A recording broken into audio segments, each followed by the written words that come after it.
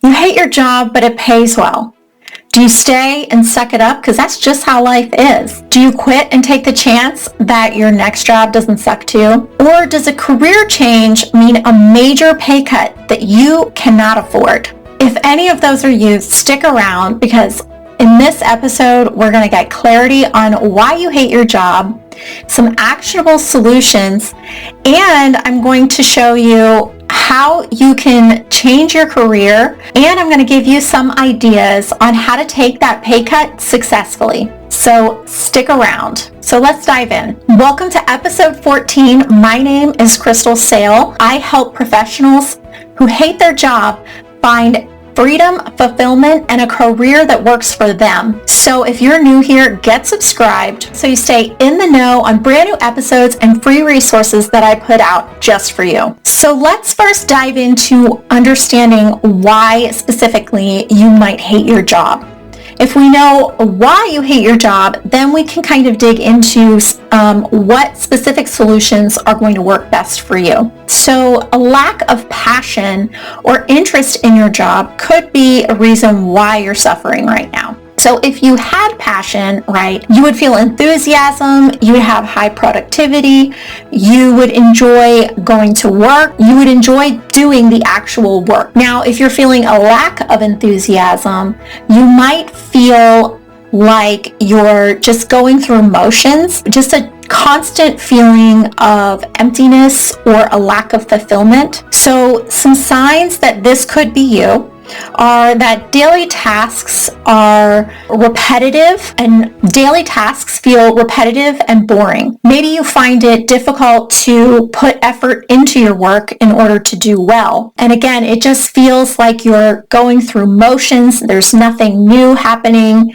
It's the same old every day. If you're procrastinating a lot, this is another sign that you're lacking enthusiasm, because what happens is you start to push off all those tasks, and then in the last minute you're rushing to get it done, and the quality is just subpar. If you lack passion for your job, you are also at risk for burnout. So forcing yourself to do something that you don't enjoy can be emotionally and mentally exhausting, which leads to burnout. This can also feel like increased stress, anxiety, or even depression. Maybe you hate your job because of a toxic work environment. This would be an environment that severely impacts your mental, emotional, and even possibly your physical well-being. So if this is you, I would encourage you to head back to episode 13, where I give you some more detailed information, more detailed solutions on what you can do. Some things to look for would be in management. So poor management like micromanagement or setting unrealistic expectations. Your manager playing favorites. Maybe there's a lot of gossip or rumors going around maybe cliques, a lot of cliques and exclusion happening. These are all signs of a toxic work environment. Harassment, discrimination, these are obvious indicators of a toxic work environment, but even poor communication can be toxic. So this would be like poor communication or dishonest communication from upper management. Things like giving you feedback that's excessively negative, or even not giving you feedback at all, not even telling you how you're doing or what you should be doing. There's a lack of interest in your management there as well. A high turnover rate and low morale can also be another indicator of a toxic work environment.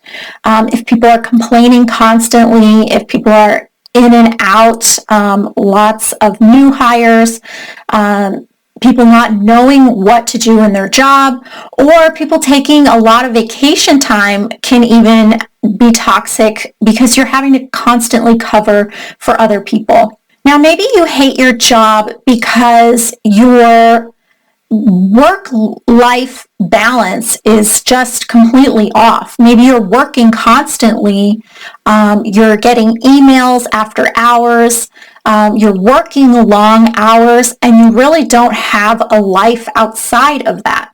That can really affect your mentality and your emotions. So having a lack of free time or personal space can affect how you feel about your job. if you feel like you have no growth opportunities or anywhere to go to keep rising within the company, this can also affect how you feel about your job.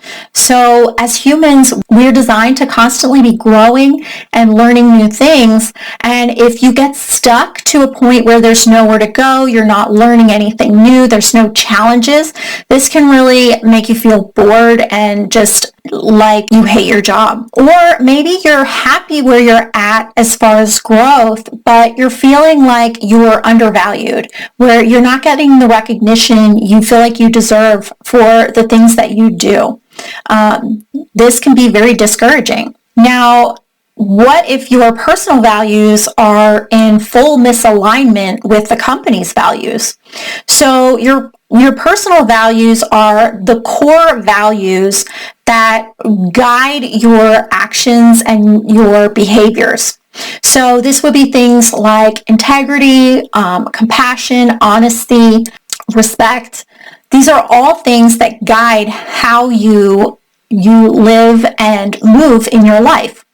So if you feel like the company is completely opposite to your values, it can be very discouraging, and it can feel like an ethical dilemma where you don't feel comfortable even doing your job. So maybe you feel one of these, maybe you feel several of these. I can tell you, for me, I have hated my job for every single one of these reasons.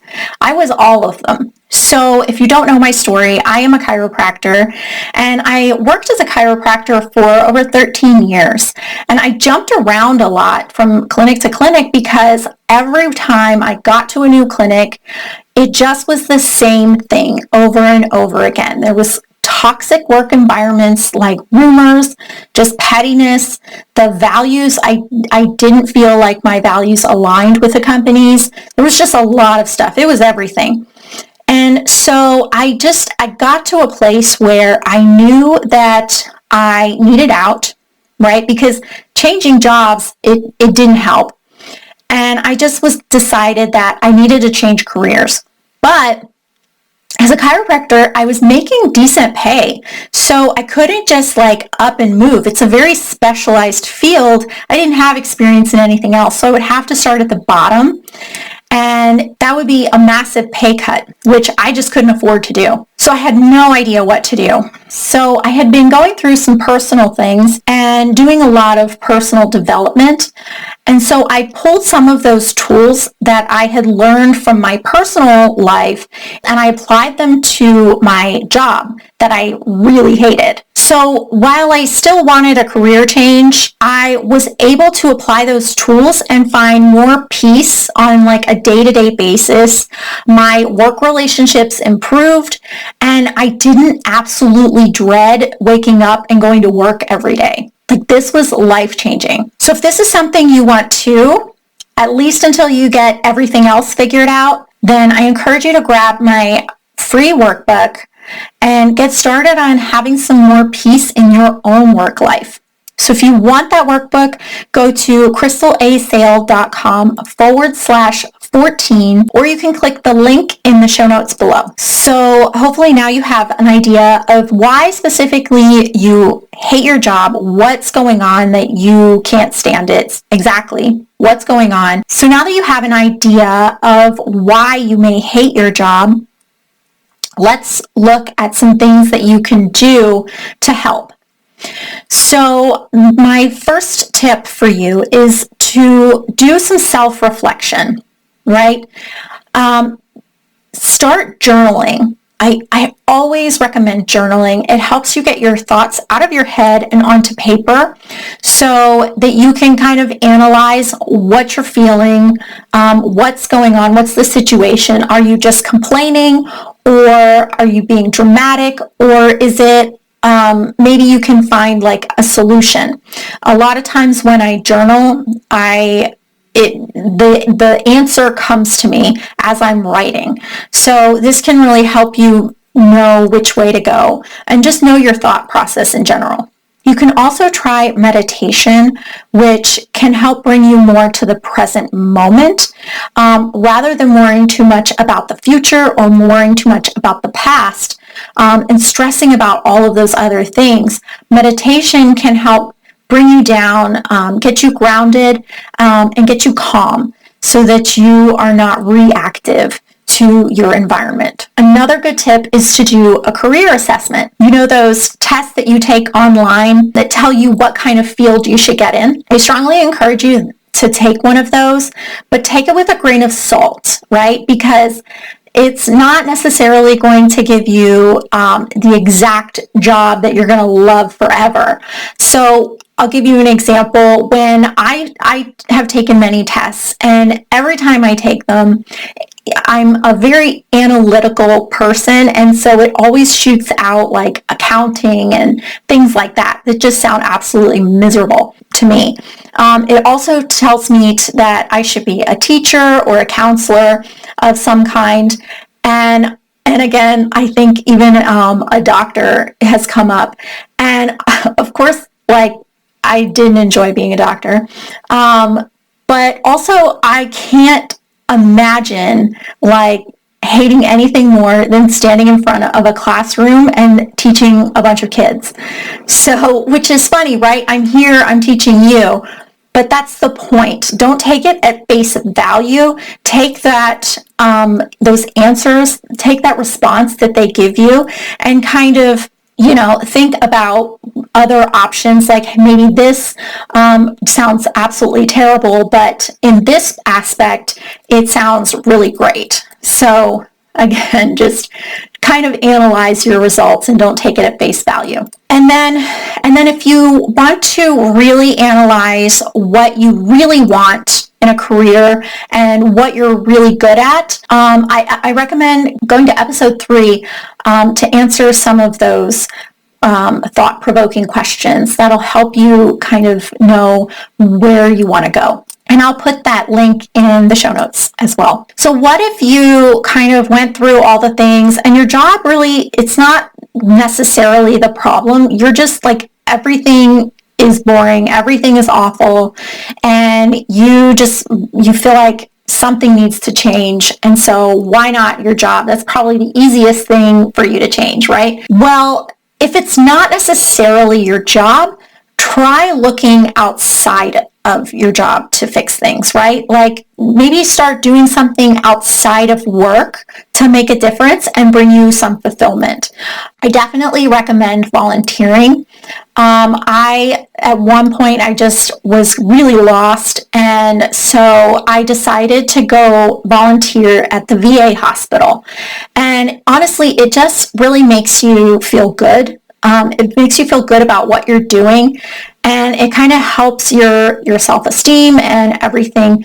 So if it's not necessarily your job, like go volunteer for something that you're passionate about. Another thing could be just to go get a hobby. Go find some people that share your interests, join a group, join a soccer club, do something that you have done in the past that you kind of left off or that you've always wanted to do. So just doing something for yourself can help you feel better about your situation in general. So if you hate your job, you might try, instead of just jumping to quitting, right? You might try improving the situation. Maybe you don't need to go anywhere else. You just need to improve where you're at. And the first thing you could do is just have some good communication with your supervisor. If they're not an awful, part of the toxicity or anything like that, they may be able to help you. So just going to them and bringing up your concerns can make a difference. Maybe they have good intentions, but they just don't know there's a problem because nobody's bringing it to their attention. So I'm going to put a whole list of tips on how to communicate with your supervisor, from just kind of getting prepared to actually making that meeting and what to say. So I'm going to put that in the blog episode. So if you go to the show notes, click the link for the blog episode, all of that is going to be there. Another thing you might do is just try to learn some new skills. So if you are learning new things, maybe that's all it really is. You're just bored and you want something new to do every day.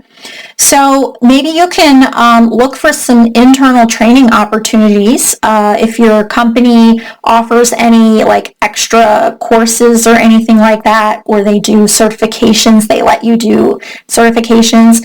You can also see if maybe you can join a project with another department in the company. Those are all good ideas to start just doing something different and like changing up your regular everyday schedule. You might also just do some stuff on your own.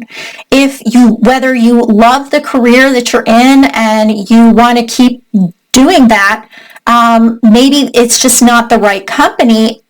Start learning some new things, take some online courses, get certified, and that only makes you a better candidate for somebody else in a different department. Or if you want to change everything up entirely, just what do you want to do? Again, go to episode 3 and, find out what it is you want to do. And then what skills do you need to change careers?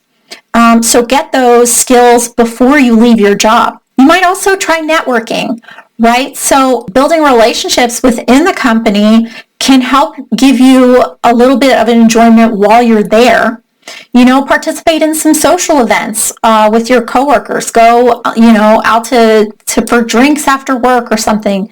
But also consider networking outside of your job. This is really great idea, especially if you are, looking for new opportunities. Meeting new people, potentially you can find some new opportunities that really suit you.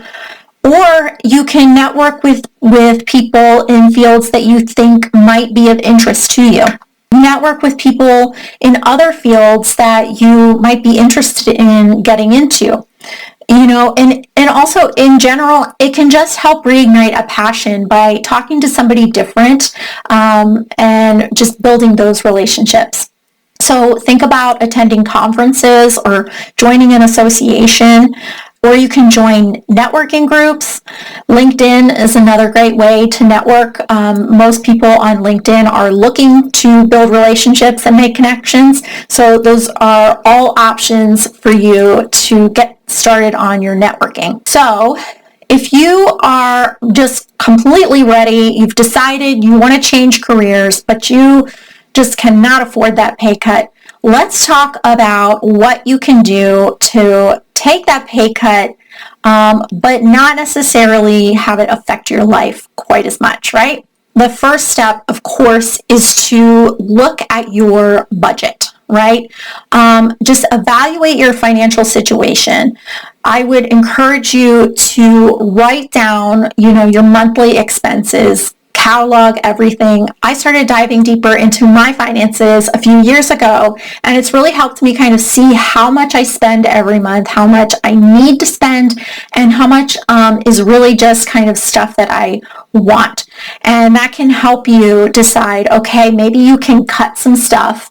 What do you absolutely need as far as a base salary in order to take a different position? Another thing would be to save. Right? So while you're in this job that you hate, but that pays well, you can save as much as possible while you're here. So start cutting that budget down and saving more and more so that the pay cut isn't such a shock to the system when it actually happens. Plus, you'll have a good cushion. So saving is recommended to have an emergency fund. I would say at least $1,000 in your emergency fund. And then they say between 3 and 6 months of a monthly salary saved in a high yield savings account, just to kind of help you get through just in case. Another option is to start a side hustle, right? To start making more money while you're still in a stable financial situation. So do things like assess the skills that you have and see how you can monetize them. Again, I would recommend going to episode 3. That can really help you a lot in doing that. So you can do things like freelancing, photography, or if you're good at computer work, something that you can freelance on the side. Of course, if you signed something like a no-compete clause or something like that with your work, then you couldn't do that. But if you didn't, just something that you're very skilled at, you could do on the side in your spare time. I also recommend passive income, something like doing real estate or things like online marketing, digital products, things like that. Those are passive incomes. So it's where you are putting work in up front, but you are making income kind of when you're not necessarily working on it. Like you could be sleeping and money could still be coming in. So passive income is fantastic, but I fully recommend leveraged income. Now, some people call these the same things, but I think there's a slight difference. So passive income, yes, money can come in passively, but you still have to put in that work. So let's say you're selling a digital product, right? You have to be marketing that digital product in order for people to come and buy it. Otherwise, and especially with social media, once you stop marketing, people are going to stop buying. So yes, they can buy at any time during the day, but if you stop working, the income stops working. Same with real estate. Maybe it's passive, where you don't have to do a whole lot, but unless you're hiring somebody to manage your property, you still have to do maintenance. You still have to do work for that. So I consider that more of like a passive income. Leveraged income is where you're putting the work in upfront, and then you're continually reaping the benefits without doing anything else, right? So this would be things like investing. You're just putting money in somewhere and then it keeps coming back in interest. Another type of leveraged income is direct selling and some kind of affiliate marketing where there is a subscription-based product. So you're putting in the marketing efforts up front to get people on your subscription product, and then they just keep buying every month, and you don't have to do anything to maintain that. So depending on why you hate your job, you now have some great options moving forward. So if you lack passion or interest in your job, you need to ask yourself if it's the job and the work duties, or if the job itself is okay, but you just feel bored, right? So if it's the job itself, do some self-reflection on what you really want and what really interests you. Or you can learn some new skills. So either to reignite a passion that you already have for a field that you're in, or to support another career or a side hustle that you want to start. And if the job itself is okay, try to find some fulfillment outside of work. So volunteer or start a hobby. Network with other people that have similar interests as you. These are all good options if you're just bored in general. You might also try having new challenges in your job. So asking to be put on new projects or to learn new skills there as well. If you're dealing with a toxic work environment or there's a misalignment in your values, try talking to your supervisor first. See if it's something that can be fixed before you decide to leave. And then again, start building relationships, start networking in and outside of your job to see if maybe there's some better opportunities somewhere else. And then again, go check out episode 13, where I give you specific advice for a toxic work environment or stress-related anxiety from your work. if you're dealing with a work-life imbalance, is it something that can be controlled, like overtime or texts or emails coming in after hours? In that case, go talk to your supervisor first. See if you can't set some boundaries for your time outside of work. Is it something that's completely outside of your control? Is it something like there's established office hours and you just have to work long hours? Maybe you lack PTO and you can never take a vacation. Try adding a leveraged income stream so that potentially you can build that up and eventually leave your job. And then lastly, if there's just no growth potential, try learning some new skills, get some certificates, and make yourself an invaluable candidate within your role at your job or at a different company. Does that work? You can learn some new skills, get a certificate, all of these things to make you a more invaluable candidate at a new company. Again, try networking within the company and outside of the company to increase your ability to find new opportunities. You could also start a side hustle to increase your income opportunities as well. And if you want to get some super easy, actionable advice on what to do when you hate your job now, while you figure out the rest of those details, grab my free workbook. It will get you out of your head so you have more peace and satisfaction in your workplace. So grab that workbook at crystalasale.com/14, or you can click the link in the show notes below. All right, my friend, if you found value, let me know in the comments below. Give me a thumbs up. Give me a like. And if you know anyone else that would find value in this content as well, please share it with them and make sure to subscribe. Thanks for watching, and I will see you in the next video.